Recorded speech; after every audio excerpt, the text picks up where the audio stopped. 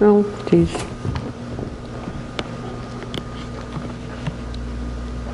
I always wonder what ridiculous facial expression I'm going to have on the YouTube.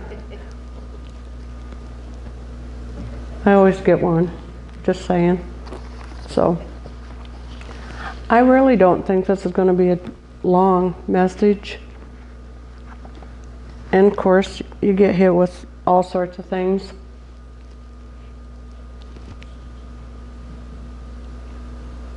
The first one being, yay, we get to go home for lunch. Or we get to go home and do what we want to, or put our feet up and cover up with our blankie and watch a movie or whatever, or a ball game. I don't know what's on now. The other one is, well, people are going to think you waste our time because we came in. Oh, she's sleeping. I prayed for that this morning. For you, I did. Christina's sleeping.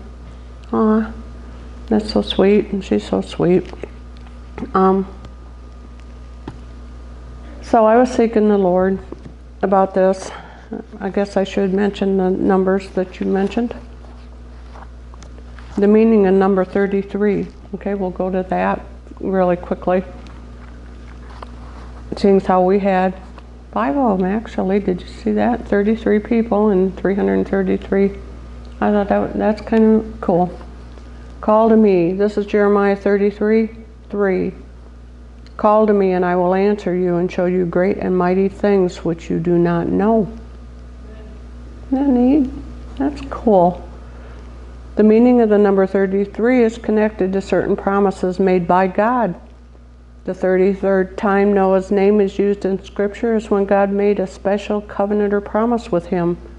The eternal promise to not destroy the entire world again with a flood, and seals his pledge with the sign of the, yeah, you knew, rainbow. Okay. The Dream Book says the promise is a high perspective and spiritual consciousness, honesty, knowledge and understanding, and dying to self. It also says, well, I'm not going to get into some of these words because this is Doug's type of studying, and I'll let him to do that sometime. Some of the things that jumped out to me was there's a meaning of the number 33, I believe. And again, there's so many things. I've got 4 pages that Doug printed off for me that's just really, really interesting. I get into numbers and I like to read them and see what God's doing with it all and how that all applied, and to have those 5 threes just really jumped out at me. But the numerical number, I think it was in the Strongs, that I don't get yet. I'm still learning on that kind of thing. But it means amen. I thought that was really special. That jumped right out at me.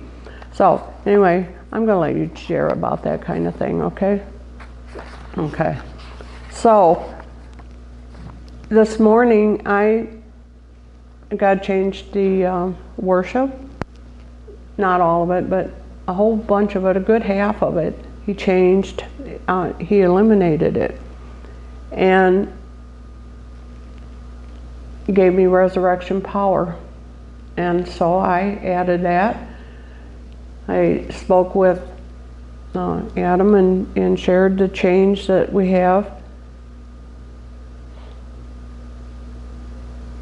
And I told Doug, I said, he's leaving us right here.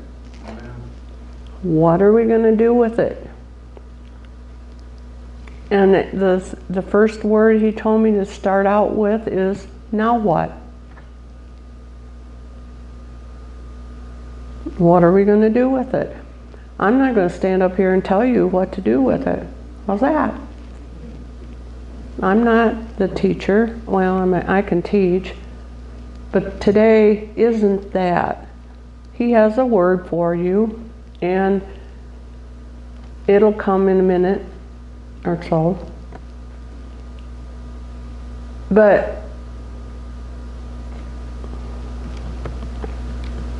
we're in a special time, and it just is amazing to me when Jeff speaks about the first fruits and how it all fits together with what God just gave us for worship, left us right there, and what are we going to do with it? And then what he gave me, now what? He had given me, I've shared over the last few times exactly what God is telling me. And some of it is I can elaborate on a little bit more than others. This one I cannot. It's really going to be up to you what you do with it. He's already done it. He's already done it. We already have it if we're saved. And we are. This is a fairly mature group of Christians. So it's what are we going to do with it? Are we going to just come and play church? I mean, put in our hour and a half or 2 hours a week and plus whatever else we do. But I mean,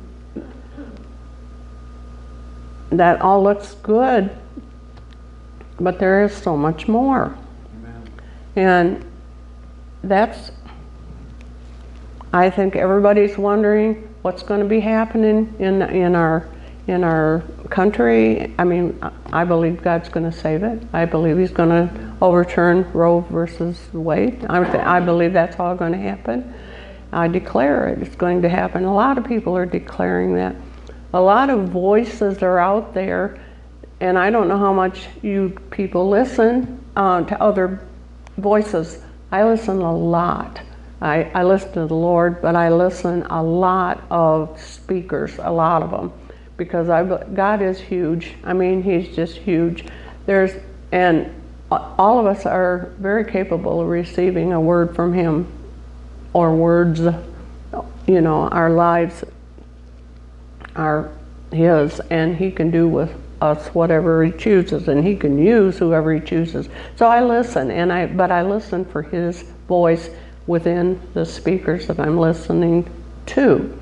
Okay, so Doug and I was on a prophetic, I don't know what that was even called. Michigan Speaks. Oh, Michigan Speaks.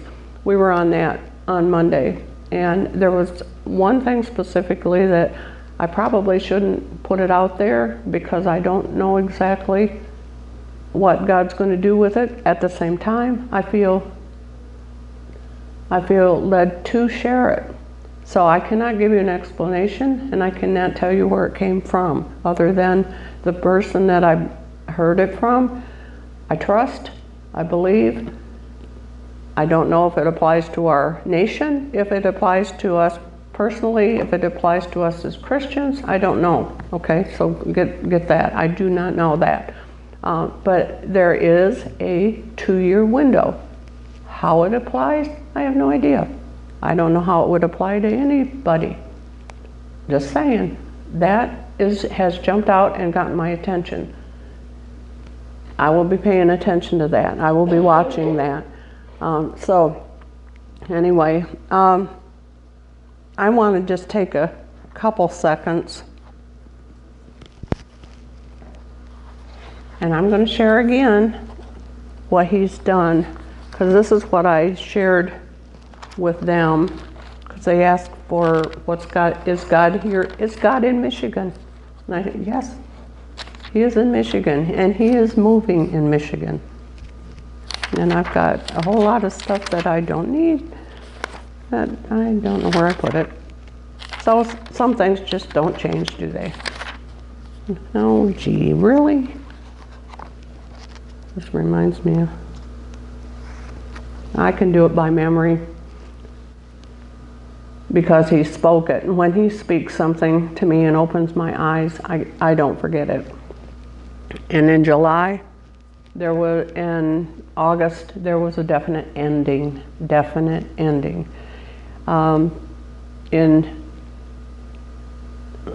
Let's see, the next, I know I'm just not sure if I'm getting the right holidays. It was over Rosh Hashanah.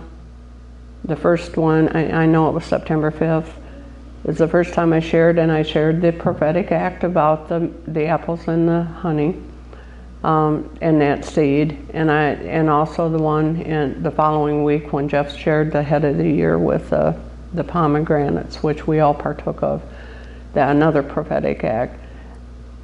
The seed that is within us, and I did explain what that seed was.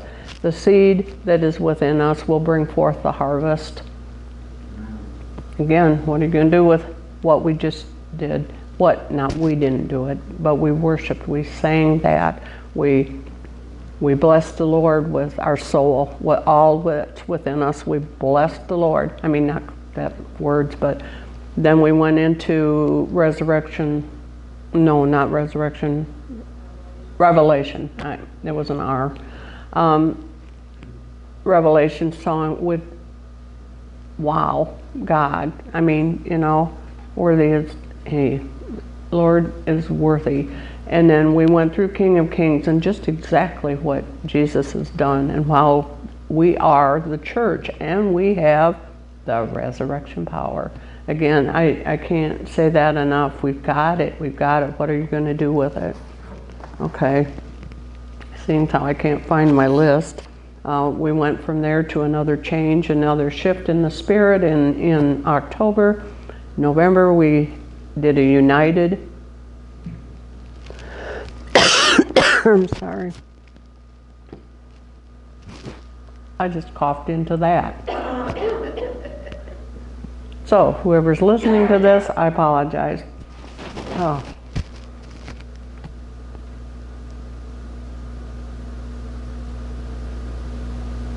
I wish I could find where I put it because I was so proud of myself this time I had it. And it wasn't on a little piece of paper. I had written it down. I even had the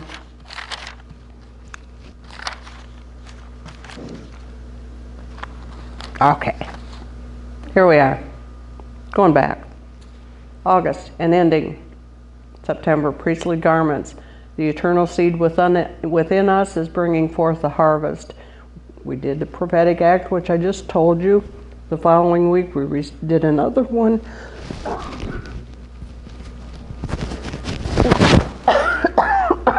Sorry. I apologize. I caught what Doug had Monday. I went to this sick. So I'm coming out of it too. But anyway,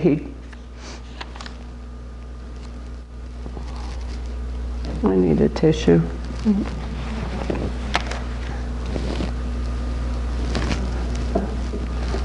Thank you.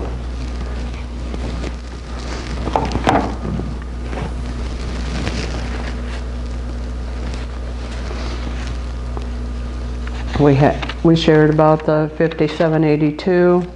Doug and I shared in the spirit. We've changed spots. We united the ecclesia into one voice. This was in November. There was declared there was an thank you. I did it again. Maybe you should turn that off. I keep coughing in their ears.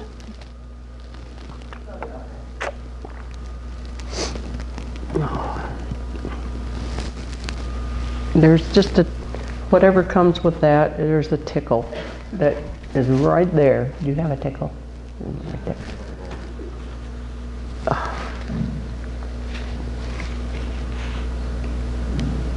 We tore down strongholds as a region in November. United the ecclesia. There was a lot of power in that, and there was an open heaven. December, the Lord told us to go into that with no negative words, and He showed us the meaning of His names for the Advent.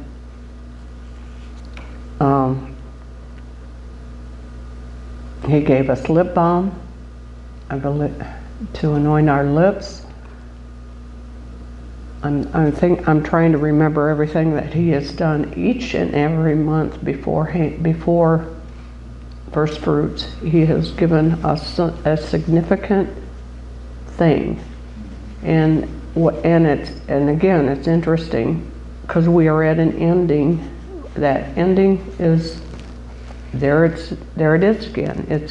There is an ending, and then Jeff mentioned it. There is an ending. So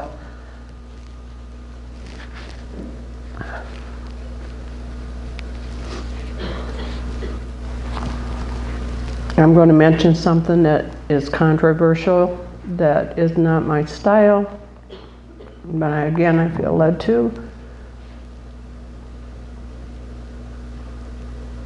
I don't remember, I think it was shortly after I was saved that I learned about the rapture. So I'm going to bring up the rapture. I'm not going to talk about it a lot, but I am going to mention I've heard 3 different views of that from people that I trust. And when you have 3 different people that you really, really trust and listen to that are totally that much different, it really makes you, where do you go other than to the Lord? And you really want to get on the right path, because one of them is right. The first one is there's a rapture.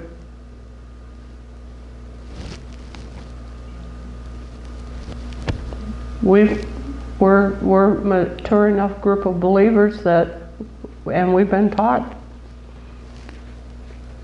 The next one is there is no rapture. That's kind of the other. So there's one over here and there's one over here. There is not one. Another person that I trust that claims that it is not biblical. Just saying, I'm getting it out there. I'm just showing you some of the things that we'll hear. The third one is a person that I trust and listen to a lot. It says there's 3 raptures. The first one, the second one, and the third one. And you definitely want to be in one of them, I would think. I have my own view. The thing that,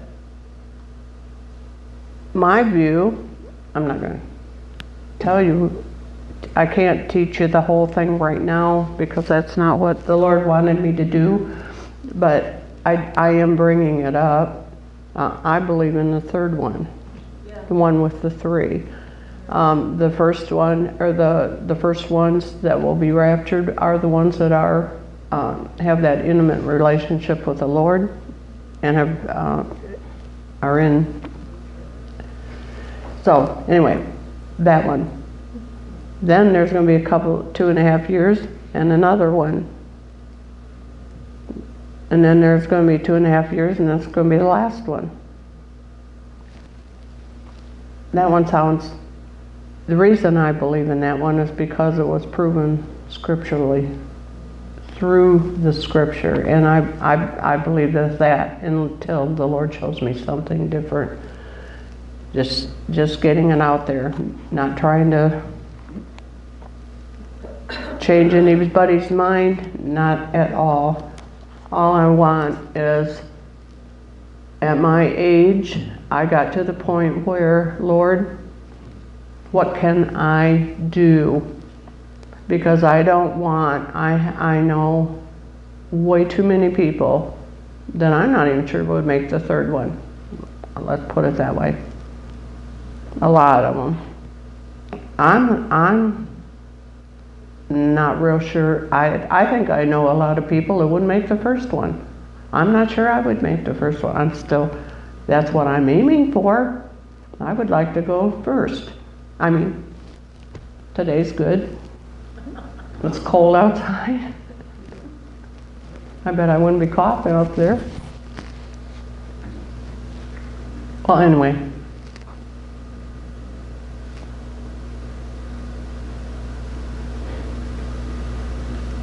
So I gave my life to the Lord and just said, show me, Lord, what I can do. And there's not a whole lot that I feel like I'm capable of doing, that I believe in me. But the neat thing is, He believes in me. Amen. And He's taught me my whole life who He is and what He has done. And He is revealing Himself as, see, He's doing that.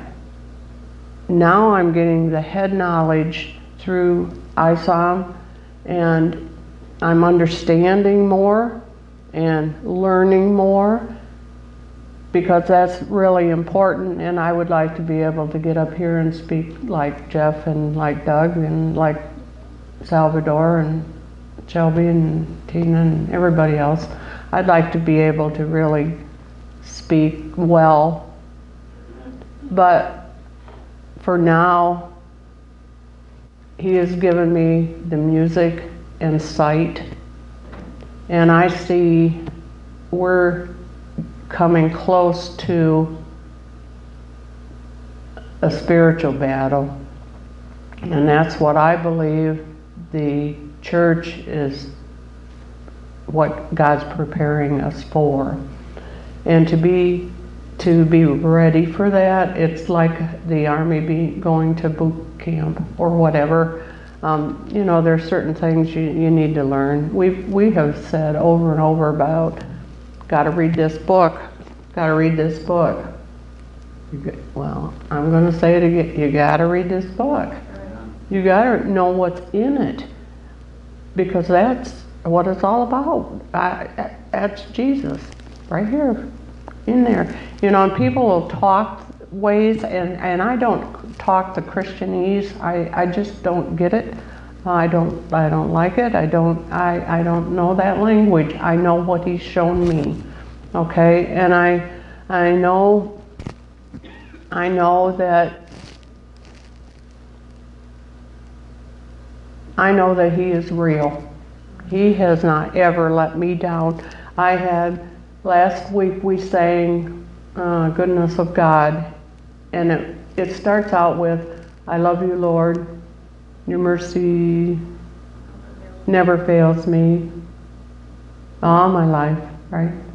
I am held in your hands from the moment that I wake up until I lay my head.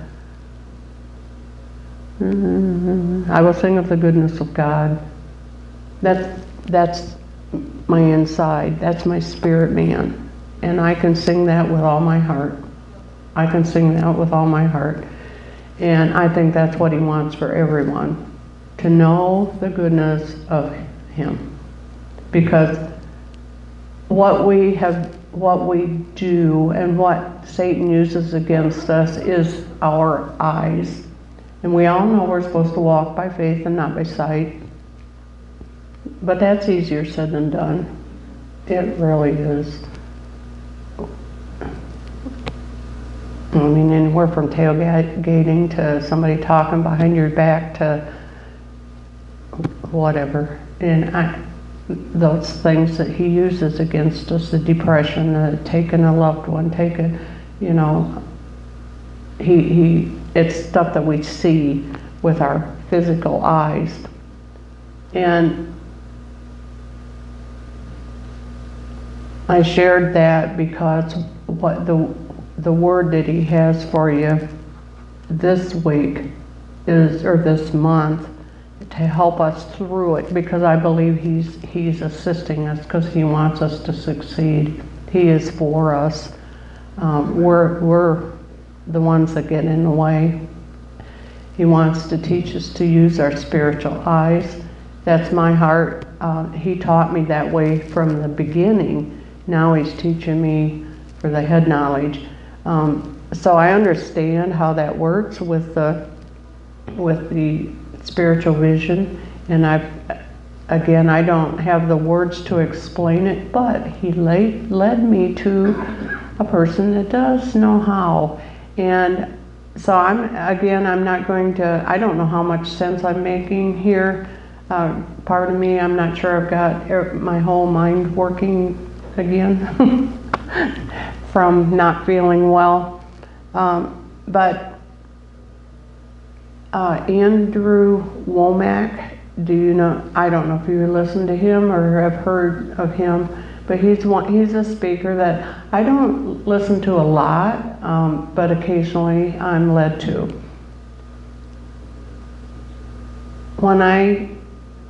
The last time I was led to listen to him, he was offering a pamphlet. It was, are you satisfied with Jesus? So I can ask you that. Are you satisfied with Jesus? We can sit here and say, yeah. It's just like, do you trust Jesus? Yep, I do. And go out and live our life and it's a mess. Or we're just roadkill for the enemy. And we don't want to do that. We want to overcome. We are overcomers. We are overcomers and we can overcome. But if we start judging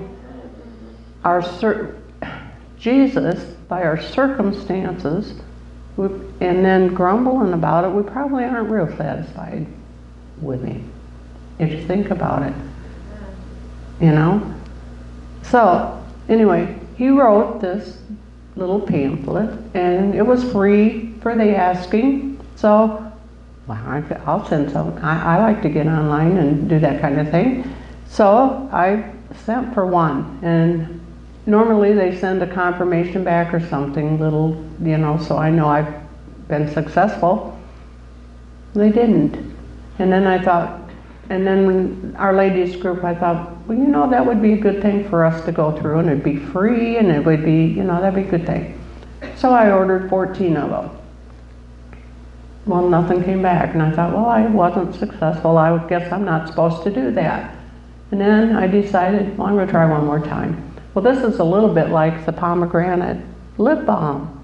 I mean, it started out with my intention, first myself, then for the women's group, and then, well, I just happened to have enough for all of us, just saying. I've got enough for the whole church. And I believe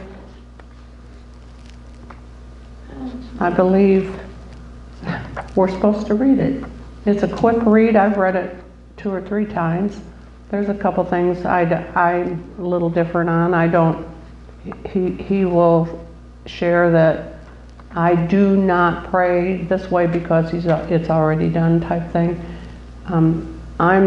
My prayer life, I will pray that way because I tend to remind God what He said and what He's done already, and so it depends on how you're led. I'm just saying, so there's some differences in it, but I do have one, and I encourage you to take the time and read it and see if you're judging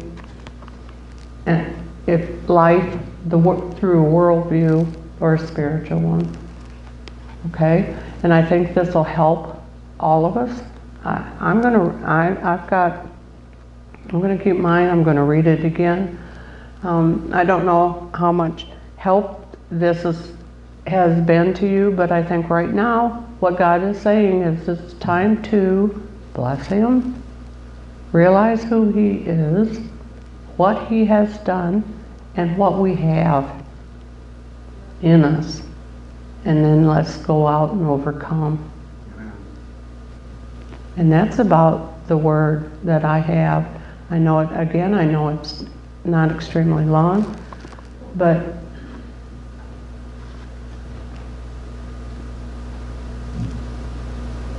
I think that's what He wants for us this month. Okay? Stop being overcome and become overcomers. Amen. Pretty much that. And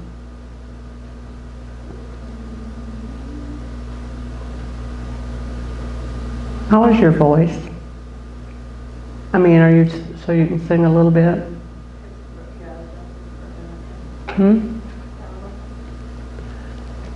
I wanna pray one song before we go. And just have you sing, you know, because I pray my music. He taught me that from the time I was a child. He taught me how to pray my music. And so I do pray it, and I want to pray. I think it's cleanse me. Is that what I put in our book? I think I did. I think I did. But search me, O God, and know my heart. Is that the right? Yeah. We'll have to turn off the yeah. And then I'm going to hand these out at the back. And if you want to, when you're done with it, if you don't want it, if it's nothing you want, give it to somebody else, or I guess they would recycle. Nice.